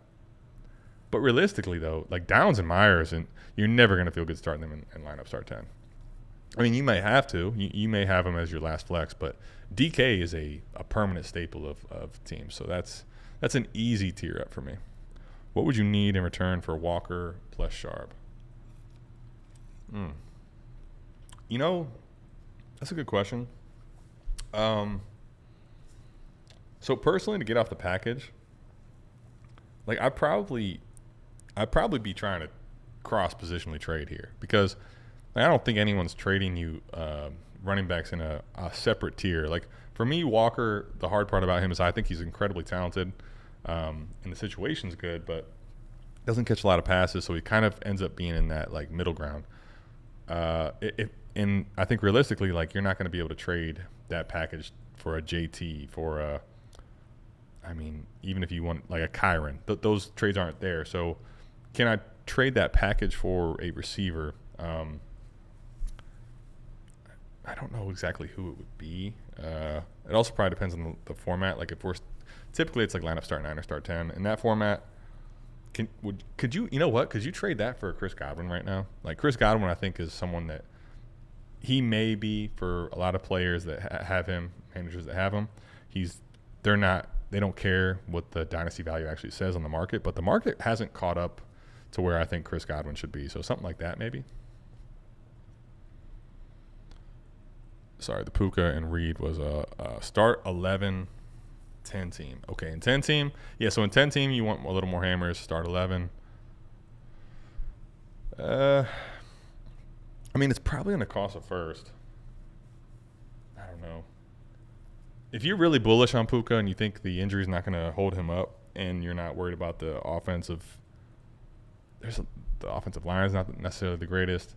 If you're really bullish on it, I could see it. I think right now, too, Jaden Reed, if you remember, week 1 was outrageous. And when Jordan Love comes back, it might be fine. Malik Willis obviously is going to cap the upside of Jaden Reed. So it might be a little bit hasty, but – If you're bullish on it, it's probably going to cost a first. If it's less than a first or a player of inconsequence, that's fine. But in a 10-team league, it's probably going to cost a first. I can get behind it. It's just a little – definitely leaving yourself some – it's not cheap. It's not for the faint of heart. 12-team Superflex, tight end premium, traded for DK and 225 thirds and gave away Debo, Singletary, Chig, and Conqueror. Thoughts? Okay, so you gave away Debo, Singletary, and Chig. I don't really care about Chig at all. Singletary is a nice little piece. I think the 2/3, though, kind of make up for it. Obviously, it's not the same. I think I want the DK side there. I like that, Connor. I like that. Well done. I took over a horrible team and I'm at the start of a multi-year rebuild. Okay. If you're in a multi-year rebuild, you got to – yeah. Now, so Godwin wouldn't be a great target there. I'd be trying to liquidate personally. Can I get picks back for them? If you can get a first for the package, I'd probably just do that. But can you get a first and a plus? If you can't do that, you want to try to target someone that's not Chris Godwin because he's older producer. So your target list is a lot different. But in a multi-year rebuild, you definitely want to move on from them. What would you pay for Puka and picks in a 12-team start 10? So realistically, I think a first and a second would be something that I would be willing to do, but I think most people probably don't feel like that's enough. I'm not paying 2 firsts for Puka, especially while he's hurt, especially while his seasonal upside's is not that certain. So I'm not paying 2 firsts. Some people probably want that to move on from him. So I think that's probably where it's like first and a second. If I had the draft capital and I really felt strongly about him and he was the piece that my team needs, and I do think there is some value installation there, fine. But I doubt that probably is something that happens. Would you trade McBride for Hawk in a 25 late first? Yes, 100%. So this is what I was talking about, Nate. Like the tight end position, I think is in general, just sell the position, cash out of the dynasty value, and just move it elsewhere. So what's nice about this is you're already getting the late first, right? So you get the liquid first. Now Hawkinson isn't playing yet, but when he becomes like closer to playing, those news cycles happen. You can probably liquidate Hawkinson again, or you could decide to roll him into your tight end spot. But I think what I'd probably be doing is then seeing if I could liquidate Hawkinson, and now can I get off of this McBride? And I have liquidated that. I'm looking to stream. There's some really decent streaming tight end options week in and week out. It's gross. It's not going to be as fun. You probably don't think you have the same upside. I get it. McBride's one of the difference makers, but I'd be trying to do this, especially in a half PPR no tight end premium, man. Just 100%, 100%, dude. Addison plus Jennings plus first rounder for Jonathan Taylor. I mean, a first and Addison already is kind of decently pricey for JT. The Jennings piece I don't really care about. That's probably a trade you got to make in like a lineup start 9 or start 10. Or that's what the price would have to be. I also feel like one of the things too with the running backs like him, right? Jonathan Taylor's coming off of a great week, so obviously makes you feel a little better about buying him, but you might be paying a little extra tax because he's coming off of a great week. So it's probably about what it costs. I'm not really. Addison's a guy I'm kind of cool on too, but it feels like you're paying almost every bit of market there. 12 team, start 11 deep bench with all the quarterbacks injuries going on. I'm trying to sell Daniel Jones or Andy Dalton on my bench off their good performances. What would be decent value for either of them? Of course you are. I mean, that's the whole name of the game, right? Can I sell the turds? Can I package them together to give you something? Can I put something in the – okay.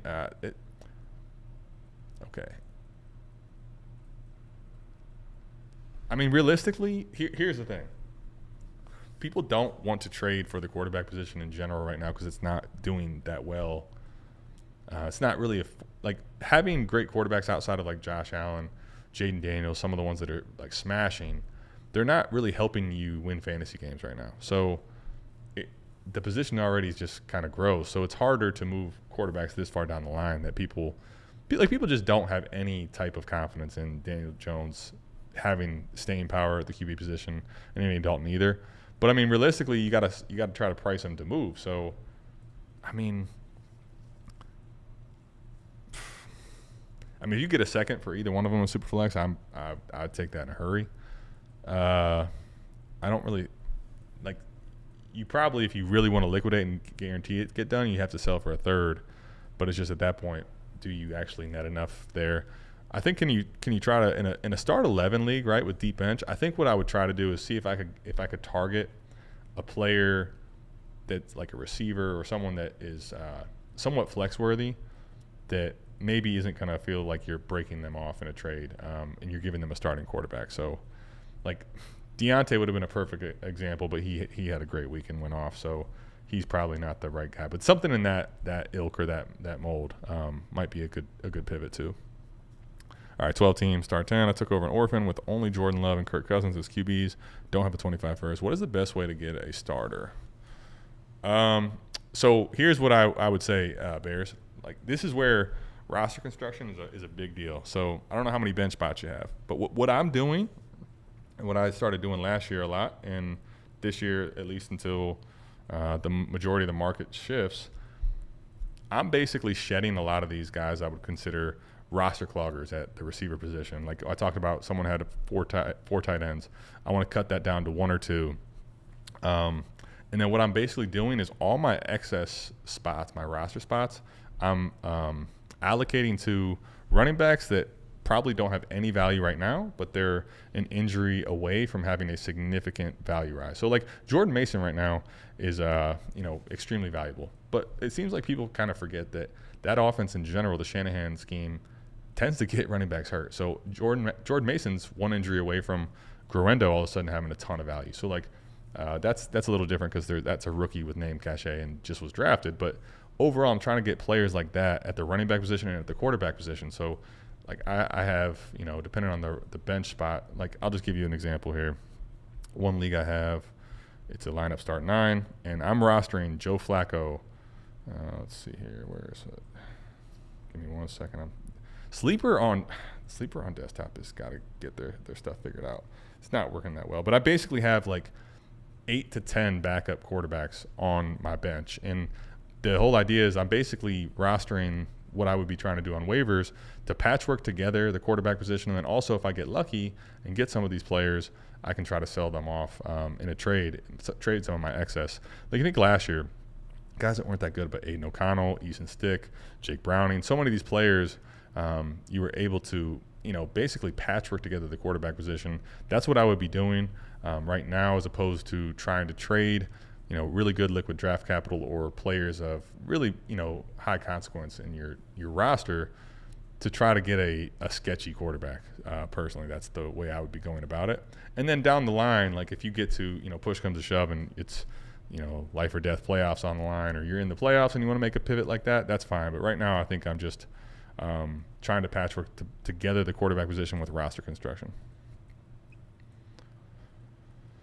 Okay, 12-team Superflex. Josh Allen, Diggs, D-Mont for Caleb, 25 first, 26 first, 25 second, and Polk. I mean, this is the thing. Josh Allen is a cheat code. So, like, Caleb and 2 first, that's probably about right. I think here's the thing, Richard. The unsaid part of this trade is what are these firsts? And basically, this is the way I would view it. If the team that's getting Josh Allen and Diggs and D-Mont, if those firsts are coming from that team, and that team is very fragile and has a chance to not be, a couple injuries away from being like not a playoff team, or those firsts are basically worth betting against that team, that would be where I would take the Caleb side, and I think that's where the value might be hidden over there. But otherwise, if you're telling me this team is like really well built, and now getting Allen and then patching in D-Mont and Diggs into this team is going to make it a juggernaut. I mean, fuck them picks. That's the way I view it. Josh Allen's one of the few guys at the quarterback position I'd be willing to kind of do that for. How the fuck you 1-5? Yeah. Well, I think it's because those receivers are just getting caped week in, week out. I feel you, though. No joke, 10-team Dynasty team has CMC, Puka, Laporta, Keenan, A.J. Brown, Justin Herbert, Josh Palmer, Taysom Hill, Marshawn Lloyd, Ricky Pearsall. I think it's time to panic or pray. Yes, it's time to panic and pray. I hate to say this. Now, obviously that feels worse for you, and there's a lot of injuries there. I'm not trying to downplay that, but like Marshawn Lloyd, Ricky Pearsall, Taysom Hill, Josh Palmer, them dudes, inconsequential, realistically. Now, CMC, Puka, Laporta, Keenan, A.J. Brown, Herbert, that definitely sucks. Sometimes it's just not meant to be. It's not meant to be your year. And in 10-team, it's all the teams are so much more compact and so much there's not really any shitty teams typically in a 10-team. So sometimes these breaks are just going to realistically break your team. So I think you're probably in a situation where I'm not going to do anything out of pocket or crazy to try to make this up. If something breaks back my way, great. But if not, then it's time to, I'm not going to say panic, but it's time to liquidate, time to sell. And one thing in 10-team is I'm asking a little bit more for the high-end players, because in a consolidated league like that, everyone wants to go get the really big hammer, so you can ask for more there. What should I buy? I have CMC and 225 first round draft picks to use to trade with. Here's what I'll tell you. In a vacuum, it's okay to not spend it right now, right? Like, it's okay to have some of this in your pocket. Save it for a rainy day. Now, if you need to and there's a deal that makes sense to trade for right now, that's fine. But, like, what I don't want to do is just go out and force a deal because I do have these picks and I can trade them for a player. Because right now, in the majority of leagues right now, it's not one size fits all, but most of the leagues right now, most people are trying to contend. They're trying to also liquidate picks, and they want to find a way to get players on their team so they can contend and win. So right now, I'm not trying to force this unless it's something that I have to have right now. And if you do have to have right now, it might be worth having a conversation. Maybe I shouldn't just trade just yet. I would not buy. Okay, here's what I would definitely not do. I would not buy Pacheco. I'm not going to send good liquid draft capital for a player that's injured and is extremely inflexible. That would not be. Should I sell Waddle? Yes, I would sell Waddle. That would be something I would be more into. Trade Devontae and Bowers for Amon-Ra, 12 team Superflex start 10 lineup PPR. Yeah, I think I would. I mean, the thing is, Devontae, so here's the thing. It's close because Devontae Smith I think he's really damn legit. Amon-Ra to me isn't just that separate, almost God tier. So I think I would do that, especially if it's only a half-point tight end premium. That small of a tight end premium is not worth. I mean, obviously Bowers is looking great and could be him, but I'm just not. Sam Darnold, sell now? Ideally, sure, but in some leagues you're not actually going to be able to sell Sam Darnold for some crazy value, and it might be better off just keeping him as a superflex option and riding out the contender side of him unless that value starts to catch up down the road. I think right now people are pretty leery of Sam Darnold to kind of turn it into a pumpkin. You may not remember, but go back to the days in Carolina. When he was in Carolina, he actually was really good in fantasy for about a month and then completely went away. So I think people right now are a little bit more hesitant to trade Sam Darnold with a lot of, basically sending guns a-blazing for him. I think right now I would probably, realistically, unless there's some crazy deal you can't refuse, try to ride out this upside that he has in this offense. And if the value starts to catch up a little more, then I think you can probably trade for a real haul. Relax. Got you.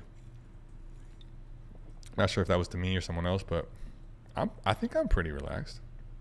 Maybe I'm not. Bears first round picks: McCown, Grossman, Trubisky, Fields, and now Caleb Williams.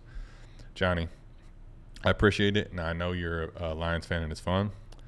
You can't. Nobody can top what we've got going on, man. I got Roman Wilson in the early 25 second for Eric All today. Easy smash. Why? Giovanni B. Who? I often wonder, who are these people? Why who's trading for Eric All? Oh my gosh. Who are these people? Traded Walker in a 25 first for AJ Brown. Half PPR. I like that. I like that consolidation. It feels like a value.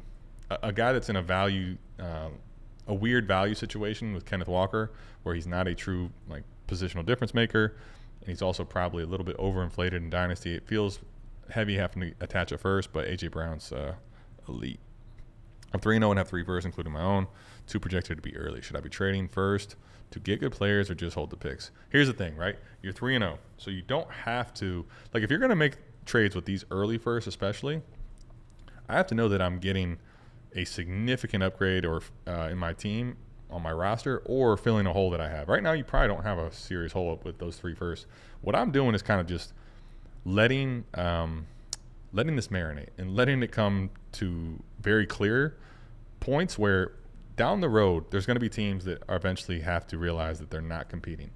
And all of a sudden, those firsts, especially the ones that are clearly marked as early, those are chips that are going to be – you're going to be able to do unspeakable things to people with those type of picks down the road. So I'm personally, with those 2 projected early picks, holding. I'm not even trying to make a trade with those.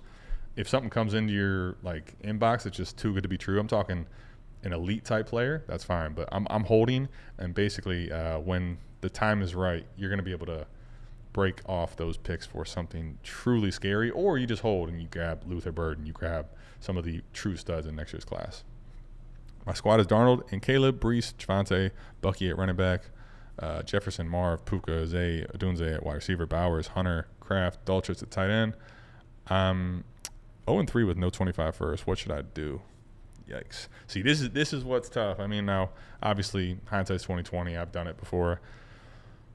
But when you're 0-3 and you don't have your first, that's one of the worst feelings in Dynasty. Now, Brees, Javonte, Bucky at running back like that. That running back 2 spot's rough. Puka obviously being out hurts.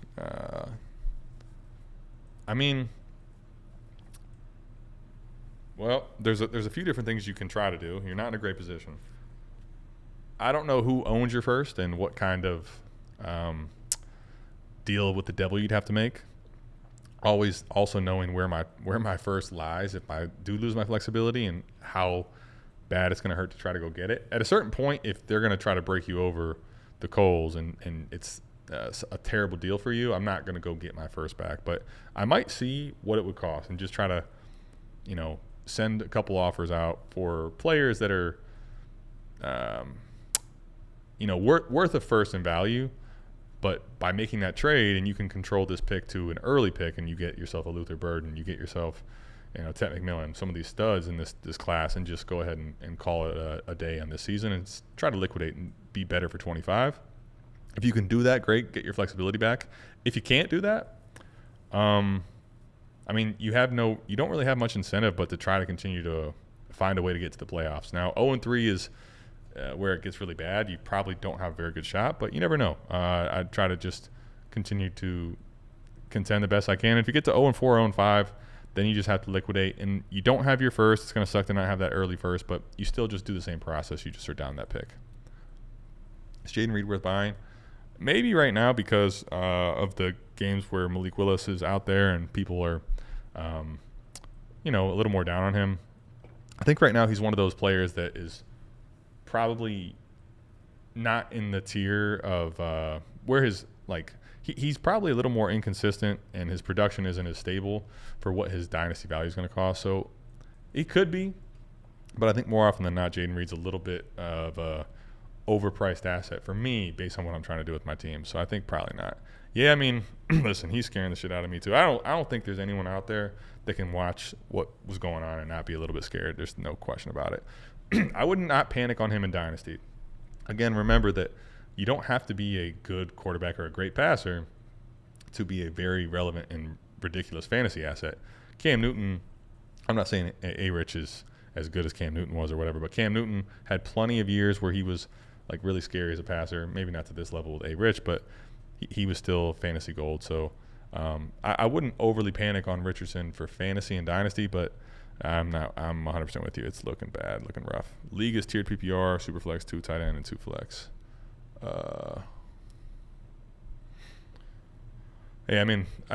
Although I appreciate that context, I think the conversation for me still stays the same based on what you told me. What am I doing with Tyreek as a contender? And am I cooked? Here's what I'm not doing. I'm not panicking just yet.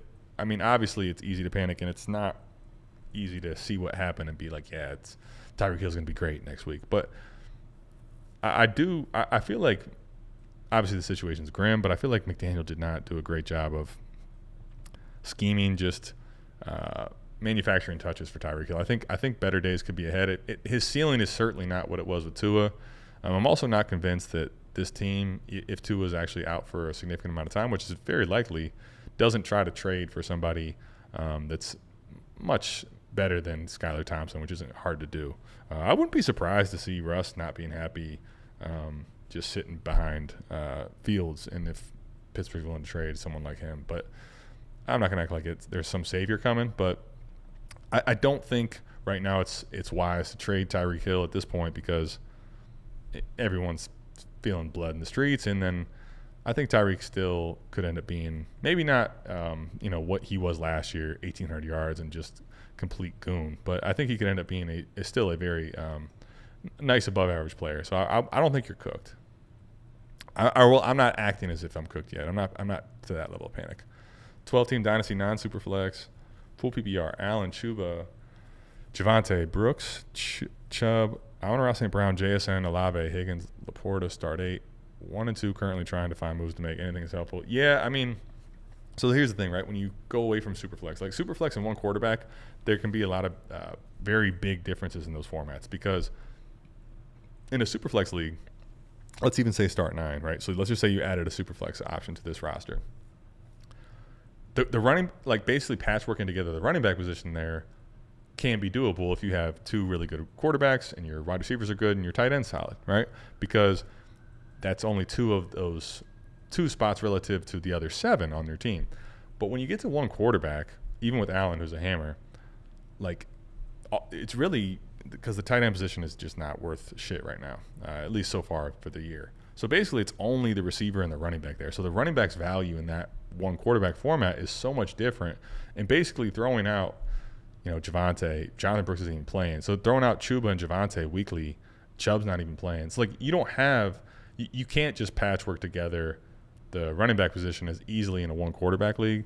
So I think that's realistically what it is that's causing this. And also, when you think about that, it's not as easy to treat the position as dirt and just you kind of have to put more dynasty value into the running back position. So I think that would be the thing. You got to try to see if you're able to find some sort of a running back that is not, let me just see if I can give you a couple names, that's going to be able to give you some dynasty value, or not dynasty value, I'm sorry, production value, but not cost an arm and a leg in dynasty. So is it possible to grab, David Montgomery? Is it possible to grab Aaron Jones, James Conner, stuff like that? I think those are some targets right there that maybe you can get relatively cheap in this league. I don't know that for sure because the market in this league could be really weird. We'll only start 8. But that would be an option I'd be willing to do because you probably don't have to invest a ton of like your future to do that if you're trying to actually still compete. But if you're not able to get that and the running back position is what's going to hold you back, you got to probably try to pivot and try to plan for next year. Now, one quarterback in the 25 class, that's a great class to have all those running backs, especially in 1 QB versus Superflex. So if you don't end up getting to contend this year, that's not a bad consolation prize. These guys are the best dynasty resource there is. I appreciate it. Beaker, unfortunately, you didn't get to hear me for all that time, but you don't have to tell many people about us. Unfortunately, hopefully they keep finding us. You can be selfish, but appreciate you, Beaker, no problem. Santiago, thoughts on this for a terrible team? Garrett Wilson and a 26th third for Waddle and a first. So you're a terrible team. Are you going to be getting Garrett Wilson in the third? If you're a terrible team, I'm not sending a first of my own for this Garrett Wilson. Like I like Garrett Wilson. I still think he could end up being a really nice asset. It's not been the greatest start to the season, but I see a lot of upside still for him. But I'm not selling my first. I'm not getting rid of my first on a really bad team for this. No way. Should I sell Goddard while he's hot? If so, what should I ask for? I would definitely try to sell Goddard if you can while he's hot. I feel like a guy like Dallas Goedert, because we've seen these blow-up games from him before, I don't typically feel like the market actually moves a lot for him when he has a big game like this, even if he has another one. But I think realistically, like, there's no way you're getting a first for Goddard. So realistically, like, I think the best way to try to do it is probably get like a second-round pick, like a tear-down type thing, or get a different tight end and kind of get liquid cash out of the Dallas Goedert share while you have it. But I don't think realistically people are coming to your door and paying significantly more for Goddard than they were the other day. Now, it only takes one person, so I'm not telling you don't go explore it. But, yes, I would absolutely do it. Are you buying the JMO breakout? Honestly, a little bit, yeah. Like, this Sam Laporta thing, the tight end position is, again, why, like, right now what I didn't expect, and part of the reason I was so pessimistic on JMO was all the signs in recent history tell you it's basically a bad bet. But even if, let's say, he is the outlier, to me it was, okay, if Sam Laporta is him and Jahmyr Gibbs is him and Amon-Ra St. Brown is him, and then you got Montgomery working in the backfield, like, even if he ends up having a really good role on this team and all the feel-good stuff with Dan Campbell is real, like, how can he's carving out, to me, what was like the fourth option in this offense. Now, what is looking like right now anyway, though, is Sam Laporta is the person that's that the expense is coming of. And Jameson Williams right now, to me, I'm absolutely buying it because this offense is really good. With Amon-Ra St. Brown and all the options they have, defenses aren't able to pay a ton of attention to Jamie. He's going to have a lot of one-on-one coverage, and the targets are coming in fast and furious. And, like, a guy that's as talented as he is in an offense that has upside like this, where the volume is coming in waves like it is right now, I think you'd have to be lying to yourself to not act like this is something to really pay attention to. I moved him significantly in my ranks. Let me give it to you here. Let's see. JMO for me now is wide receiver 30. And honestly, I felt like I really wanted to get him in the 20s. It was just really hard. There's a lot of guys, I think, in the similar tier where I couldn't quite put him ahead of T, couldn't put him ahead of Devontae Adams or Debo or Godwin or Tank Dell. He's very comfortably for me ahead of the guys below, like Addison and Worthy and Lad McConkey. But yeah, I'm buying it. I think the volume that he's getting, the role he has, is definitely exciting for JMO, personally.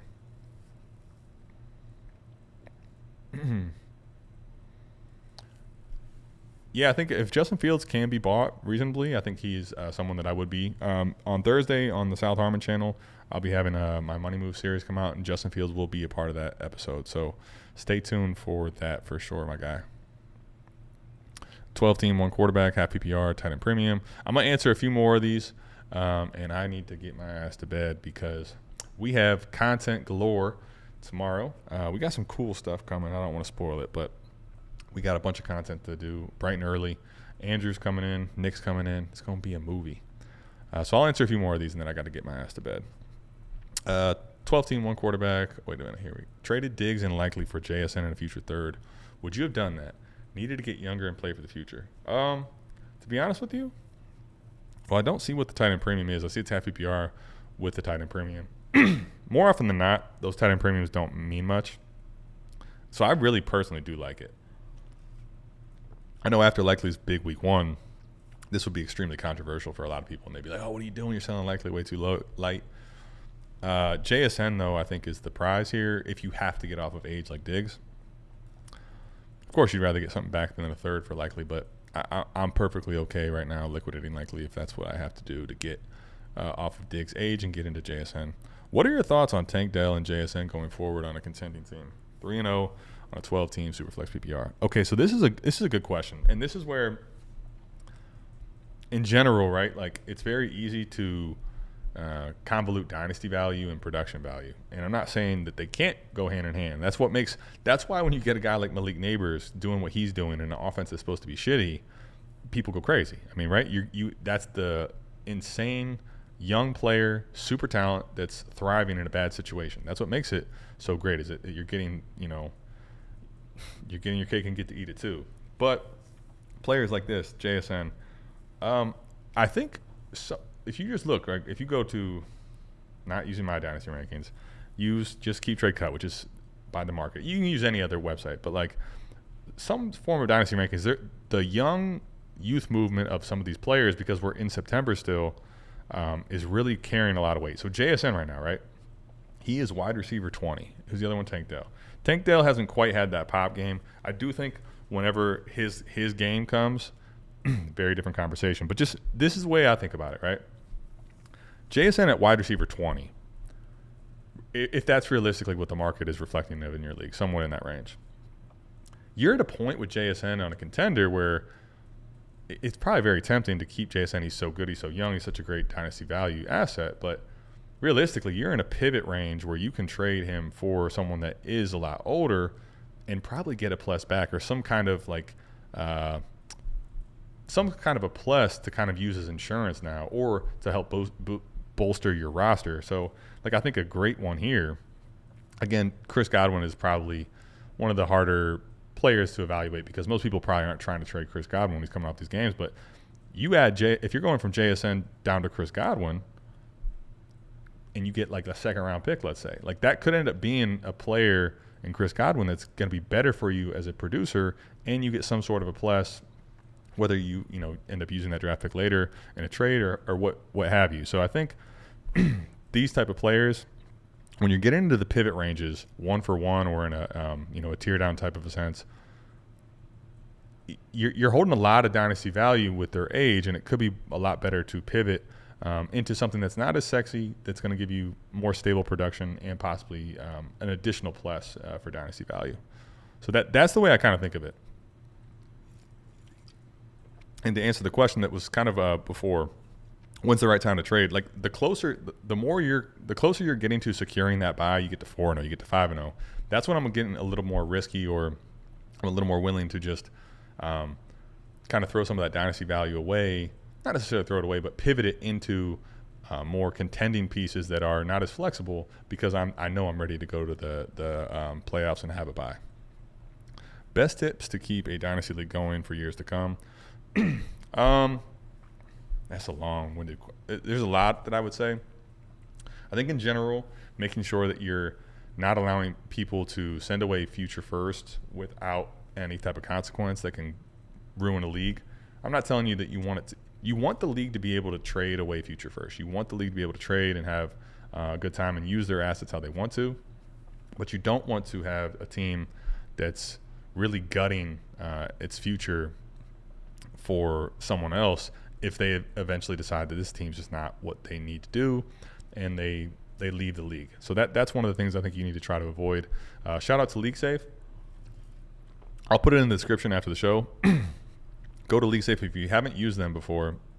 Their site actually allows you to kind of allocate basically funds. So people pay LeagueSafe instead of paying you, the commissioner. The funds go into LeagueSafe, and then you can kind of, on their website, determine how the payouts are structured and when they get paid out, and have everyone vote on the payouts. Also, if someone decides they want to pay, if someone decides they want to send a future first in 25, let's say, or in 26, they want to go do all that, you can have them pay into LeagueSafe the future dues of those years, so that in the event that they do pivot and leave this team high and dry, you don't have to find an orphan to pay for a team in this league that's just garbage. So that would be one of the main things. I think the other thing to keep in mind is too, trying to have at least when you start it off, a lot of players with similar ranges of experience. If you have a couple people that have a lot of dynasty experience and they're basically trading with a bunch of newer dynasty managers, they're not even going to know a lot of times some of these dynasty trades they're getting fleeced on. And by the time they realize it, the disparity in the league can be really wide. And that can end up souring some feelings as well. I might have messed up trading away most likely the 25-101. I traded away Chase, Kincaid, Penix. You traded away Chase, Kincaid, Penix in an early 25 for CD, Javonte, Goddard, McCarthy, 26 for. Oh, wow. Yeah, you did. I'm sorry. Like, it happens, man. I can show you. I might do that sometime if you guys want me to. I have made some really bad dynasty trades. You'd be like, what? It happens, but this one, Chase and CD wash. And even Kincaid, fine. You can get off Kincaid. But, like, McCarthy getting hurt in the 26 first, which is not probably the 101. Like, the 101 in 25, I think is going to end up being the most valuable piece in the deal. It's not CD and Chase, which cancels. And then also if you were going to argue for anything else, it would be Penix. So, yeah, that's tough. Shit happens, man. Appreciate you tapping in, man. Happy to put in the work. Need to contend 1 and 2 right now. Looking to upgrade my wide receiver position. Start 9. Wide receivers are Rome, Addison, Worthy, Hopkins, Bateman, Polk, Demarcus Robinson, Jalen McMillan, tight end premium. So you need to upgrade the receiver position. I can see that because Addison's not playing. Worthy's not someone you can rely on. No one else is. Rome had a great week, but probably is going to be a little volatile. I'm looking for do you have a second part here? Cody, if you have a second part, let's see.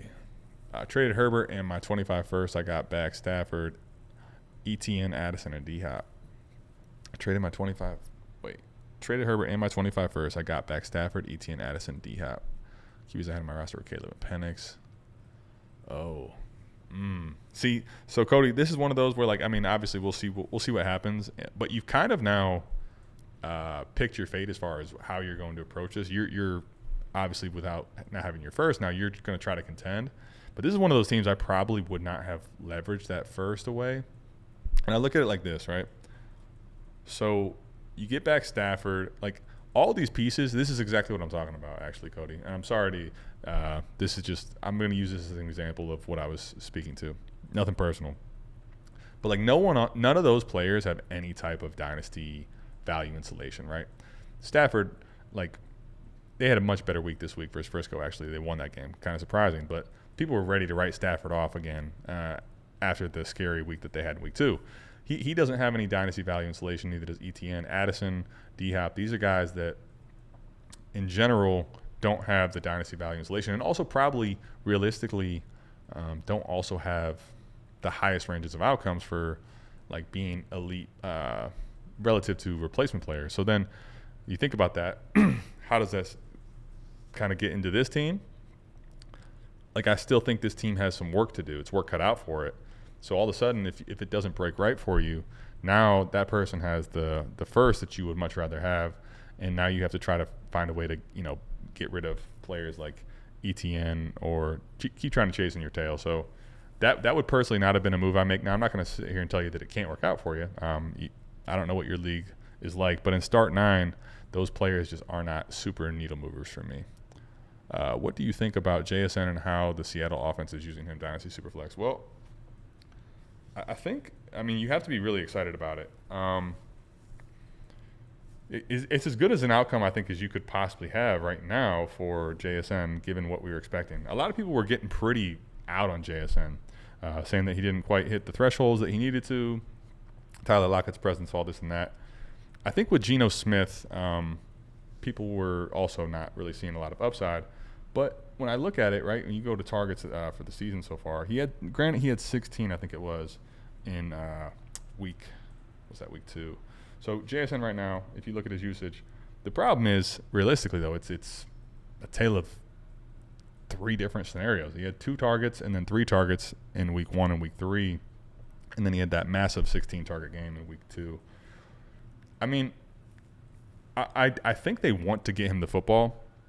And that massive target volume, to me, unless it was just the scheme, I didn't actually watch a lot of that game versus New England. Unless it was just a scheme in a situation where he was just open, I think it's at least signaling they want to get him the ball and they want to use him a lot more. I think this offense, the way that with the coaching change with Grubb, is a lot more pass happy.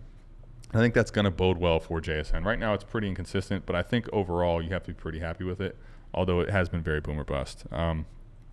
That said, though, like that's why I say at wide receiver 20, it very well could be a very good time to pivot out of him. Okay, let's see here.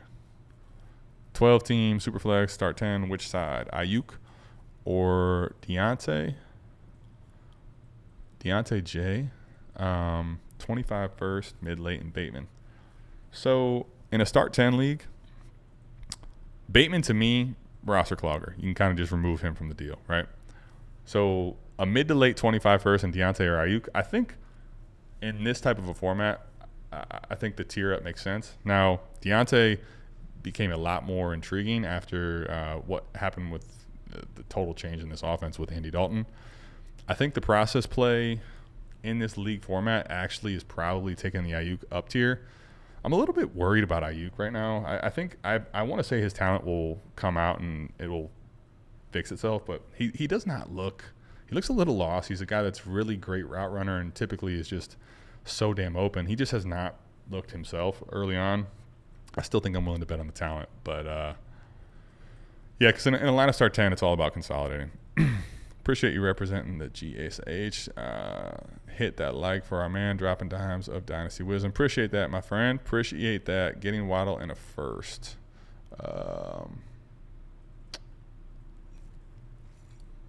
Santiago, I'm trying to see. Where is Neighbors? Wide receiver 6. I got him at wide receiver 6. Honestly, like I wasn't sitting there trying to say, how high can I move him? But I could not put him any higher, honestly. Like I kept looking at it. I can't put him over Amon-Ra personally yet or Chase personally yet. I think him and Marv are basically the exact same thing at wide receiver 5 and wide receiver 6. The difference where I lean Marv still is because I think the offensive situation in Kyler Murray. But you cannot be any more excited about what Malik's been doing to start off with. Godwin was the name I was thinking. Yeah, there you go. Will you do other styles of Dynasty videos throughout the season? How to go about going for the chip?